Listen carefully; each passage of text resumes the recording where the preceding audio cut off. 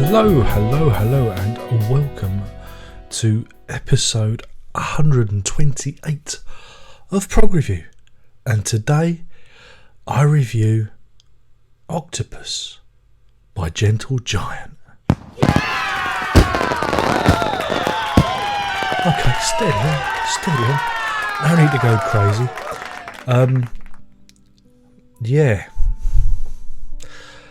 What can I say? Released in 1972. It's the it's the first time I've dipped my pinky into the toe, my pinky of a toe into the waters of Gentle Giant.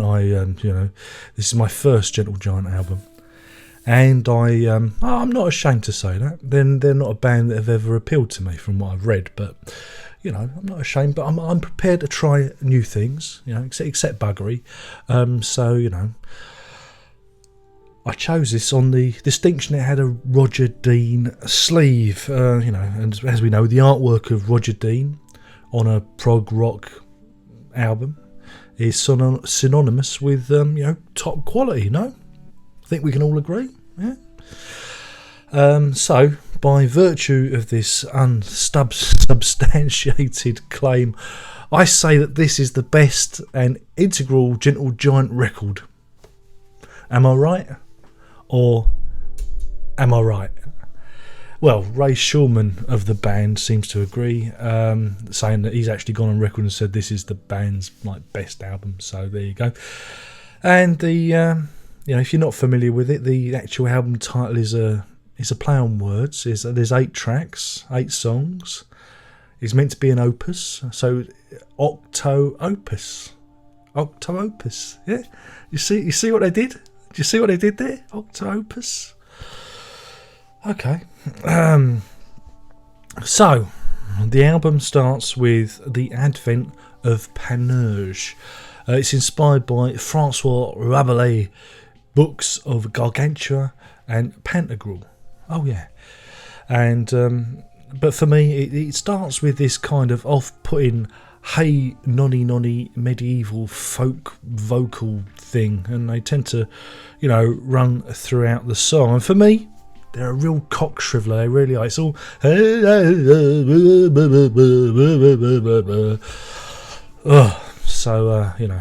But musically, the song actually reminded me of Caravan in places, so it was wasn't too bad, and I had the sense that it did feel kind of like it was part of the Canterbury scene, even though these guys were, I think they're from Scotland, they hail from north of the border, Scottish prog, why not? I thought, well, the music wasn't as offensive as the singing, but the problem with the song itself is it did tend to float off into the atmosphere somewhat, and the trumpet made me go, really, it did, because they seemed utterly inappropriate with the song at the time. It was kind of jarring. It was good, but it was kind of jarring in a way. Surely it should have been like a hurdy-gurdy solo or some harpsichord or a harp or something, but there you go. And then we're into Raconteur Troubadour, and this didn't improve things much, and the general level of folk rock shot up. The levels went right through the roof, and I was worried I was heading into deep Jethro Tull territory. I was kind of worried we was going to get the flute and the one-legged shite, coming. But I wasn't enjoying myself. It wasn't a pleasurable experience, and I was looking at the counter thinking, when's this awful when is this awful song going to shuffle off? And then the band decided, hey, they're not prog. No, they're not prog at all. We're a blues rock band with a cry for everyone, which is actually supposedly based on the works and belief of writer Albert Camus. Oh yeah. It's a song that intersperses chugging blues rock. They're these blues rock verses with wibbly wobbly, winky wonky, splurgy prog choruses, and for me, beyond irritating. Oh, really, really annoying. Well done. And then, just when I thought it couldn't get any more annoying and irritating, Knots presents itself as a round robin madrigal. They're off again, with more blinky blonky blimey instrumentation. I was thinking to myself, you got to be kidding me. I mean, this stuff is held in high regard. Really, in prog circles, this is held aloft. I'm just thinking, my goodness, what are all you guys taking? You must be on special medication. You must be supping your special brain medicine to enjoy this kind of cobblers. But let's not dismiss it, because these are intellectuals. The Gentle Giant, they've produced another song with a literary background, because this is based on the book of the same name by eminent Scottish psychiatrist R.D. Laing. Oh yeah, there's a method in their madness, even though it didn't really appeal to my kind of madness. Then we have a high point. Oh yeah, the boys in the band. It begins with a laugh and the sound of a spinning coin, running itself out, and then whammo, we're back into calmer prog waters.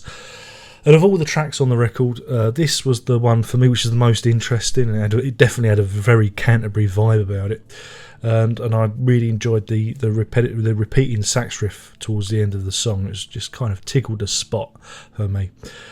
But despite some annoying comedy interjections, this wasn't bad, but it could have been better. The band has this really bad habit of doing these weird kind of funny sound bits. It's hard to explain. It's like musical comedy, but I don't know if it was meant to be funny or not. This is the problem. But yeah, it could have been better. I liked the playing, and it seemed like the most cohesive and memorable song on the album. But any good points that they earned with the boys in the band were wiped out by The Dog's Life.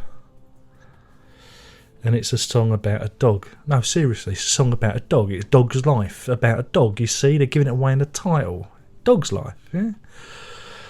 And, you have this vocal, and it's accompanied by this kind of parlour orchestra. And again, the song descends into, unintentional comedy, or perhaps it was deliberate, I'm not sure.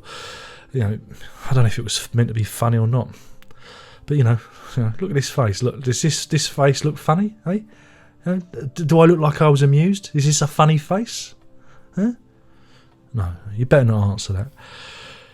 Then we have Think of Me with Kindness, which is kind of, compared to what's gone before, it's more of a subdued piano ballad. And, it's okay. But then the band goes into that syncopated voice instrumental thing that they do, and the spell is, broken. And, I'm sure that they are being deliberately irritating and annoying purely for the sake of it. They've gone out of their way to annoy me. That's what it feels like. They're poking me. Darren. They're doing that. And then we have River, and it does actually sound like an outtake from a Jethro Tull album, Aqualung. It does actually sound like Ian Anderson's gonna wobble on, with his codpiece. And it was a fucking awful piece of meandering musical effluent. A river, it's like going for a swim in a river and then coming out and finding you got a used condom draped over your shoulder. That's the kind of river that was. But thankfully the album is only 34 minutes and 13 seconds long, so I didn't feel like I'd wasted too much of my life on it. And I can see why some of you, enjoy Gentle Giant, but on the basis of this album, they lack any kind of musical uniqueness or power to put them in the same league as the big guns of prog. And while they're all very competent musicians, the drift towards folk and the pseudo-medieval, jester music, and their penchant for descending into musical comedy, again, I'm not sure if it's deliberate or not, or whatever it is, I just found it a really hard listen, for the likes of me. I just found it really, hard to get through. But I did enjoy Boys in the Band. I did genuinely enjoy it. I thought it was very good. But that was probably only because it did sound a bit like Caravan, something like Caravan might come up with. So, in terms of a rating, I'm going to give this a dwarfish 2 Octopus Rubicons out of 5. That's 2 Octopus Rubicons out of 5, and one of those points is purely for the most excellent Roger Dean album cover, which makes this a very iconic record to have, despite it smelling a bit whiffy, like going down the fish market and some of the squid's gone off, if you catch me drift. Anyway, my name has been Darren Locke, and I've been babbling on about Gentle Giant's Octopus. Yeah. And thankfully, it's come to an end. And you've been a very patient, observant audience. Hopefully you've enjoyed it. Thumbs up, thumbs down. You know the score. Tickle me Twitter, settle me Facebook, and do what you want with Google Plus, social media, just in case I drop off your YouTube subscription list. It does happen. And that's that. Only one more thing to say. Are you ready? You better be. Because you want to prog on. Was that 8? I don't know. Did I do 8 or did I do 7? Oh God, I feel like Clint Eastwood in the Dirty Harry. Do you feel lucky, punk? Do you? Do you feel lucky? Go on then. Go on, make my day. Ta-ta.